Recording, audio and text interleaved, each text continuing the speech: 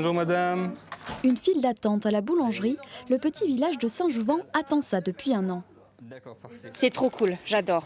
Enfin, ça va faire revivre Saint-Jouvent. Disons que j'allais me servir ailleurs, mais étant donné qu'on a tout ce qu'il faut à proximité, autant faire fonctionner le magasin à proximité. On va essayer de faire vivre ce petit commerce. Enfin, je l'espère que les gens vont jouer le jeu.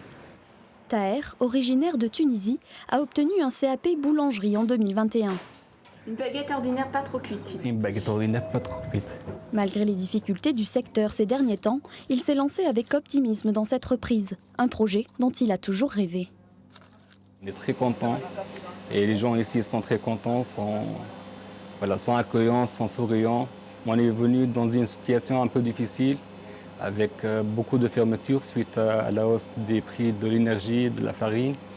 Mais du coup, voilà, c'est l'aventure. Je prends le risque, mais je pense que je vais y arriver. J'adore les cornes de gazelle.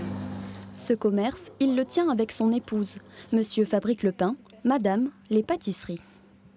Les tartes, les éclairs, les crèmes, les orientales, le dessert oriental aussi. Les élus locaux, eux aussi, se réjouissent de cette réouverture.